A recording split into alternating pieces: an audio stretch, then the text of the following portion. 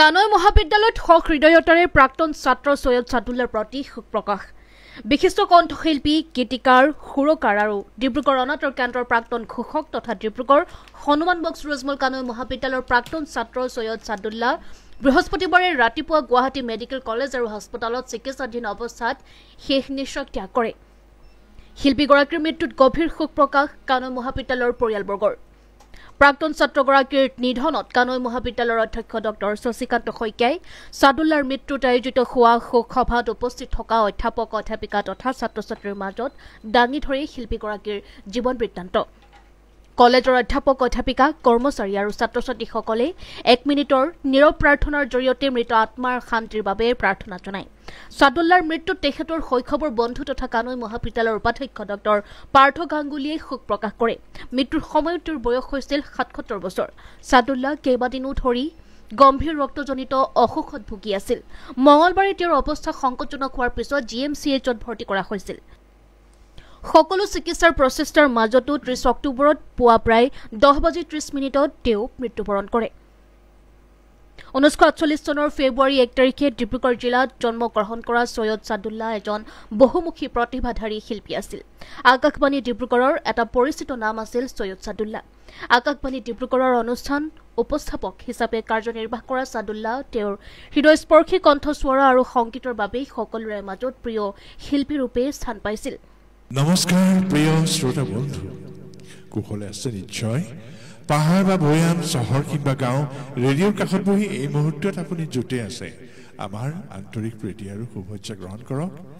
আপোনাক ক্ষন্তেক মনোৰঞ্জন দিবলৈ প্ৰস্তুত কৰা বৰ্ণালীৰ এমুঠি ছুটি অনুষ্ঠান লৈ আমি আকৌ উপস্থিত হৈছোহি আৰু মাইক্ৰফোনৰ সন্মুখত মই সৈয়দ ছাদুল্লা।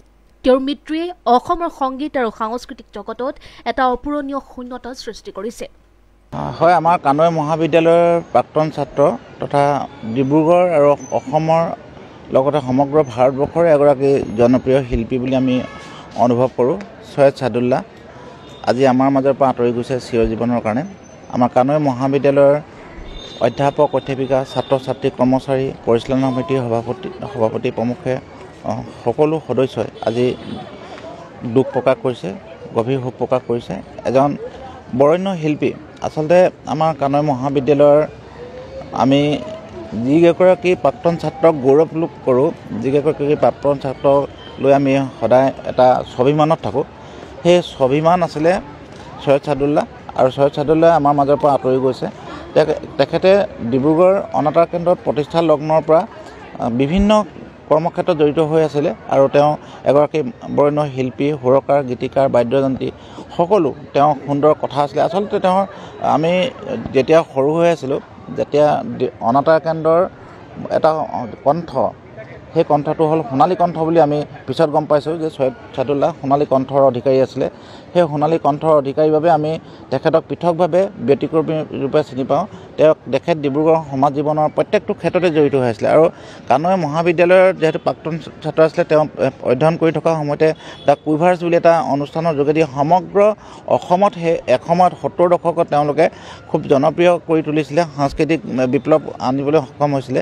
তেনেগৰাকী বৰেণ্য মহান শিল্পী আমাৰ মাজৰ পৰা আঁতৰি গৈছে। আমি সঁচাকৈ গভীৰ দুখ প্ৰকাশ কৰিছোঁ আৰু তেখেত আমাৰ মহাবিদ্যালয়ত সঘনাই আহি থাকে আৰু কোনো অনুষ্ঠানত যদি কেতিয়াবা নিমন্ত্ৰণ নকৰোঁ আৰু তেওঁ টেলিফোনেৰে কেতিয়াবা কয় মোক নামাতিলা কিয়, গতিকে তেখেত যেতিয়া সন্মুখত বহি থাকে আমি গৌৰৱবোধ কৰোঁ, অলপ স্বাভিমানী হওঁ যে তেখেতৰ নিচিনা এজন বৰেণ্য শিল্পী আমাৰ মাজত আছে।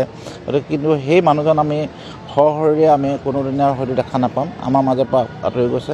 কিছুদিনৰ আগতে আমি সিদ্ধান্ত লৈছিলোঁ যে যিহেতু কুইভাৰ্ছে সমগ্ৰ অসমত এসময়ত বিপ্লৱ ঘোষণা কৰিছিলে, সাংস্কৃতিক বিপ্লৱ, সকলো ধৰ্ম, জাতি, গোষ্ঠী, জনগোষ্ঠীক লৈ সকলোৰে মাজত জনপ্ৰিয় কৰি তুলিছিলে, সাংস্কৃতিক বিপ্লৱ কৰি তুলিছিলে। সেই কুইভাৰ্ছটো পুনৰ আমি জীৱিত কৰিবৰ কাৰণে এটা সিদ্ধান্ত লৈছিলোঁ ছাত্ৰ একতা সভাৰ উদ্যোগত। গতিকে ছাত্ৰ একতা সভাই দ্য কুইভাৰ্ছ হয়তো জীয়াই ৰাখিবৰ কাৰণে চেষ্টা কৰিব। সৈয়দ ছাদুল্লা, ভৱেশ গোস্বামী প্ৰমুখ্যে ব্যক্তিসকলৰ যিটো সপোন আছিলে, সেই সপোনটো জীয়াই ৰাখিবলৈ সক্ষম হ'ব। আৰু আমিও কানৈ মহাবিদ্যালয়ৰ তৰফৰ পৰা সৈয়দ ছাদুল্লাক কেনেকৈ জীয়াই ৰাখিব পাৰি, তেখেতৰ কৃতিসমূহ, কৰ্মসমূহ কেনেকৈ অমৰ কৰি ৰাখিব পাৰি, সেই চিন্তাটো আমি সময়ত আমি অৱগত কৰিম। গতিকে কানৈ মহাবিদ্যালয়ৰ পৰিয়ালৰ তৰফৰ পৰা অধ্যক্ষ হৈছে মই ডক্টৰ শশীকান্ত শইকীয়াই। সকলোকে মই সমবেদনা জ্ঞাপন কৰিছোঁ আৰু শোক সন্তপ্ত পৰিয়ালবৰ্গলৈ গভীৰ সমবেদনা জ্ঞাপন কৰিছোঁ। সৈয়দ ছাদুল্লাহক আজিলৈ অনুমতি দিয়ক। শুভৰাত্ৰি। ডিব্ৰুগড়ৰ পৰা ইমৰান আলীৰ ৰিপৰ্ট।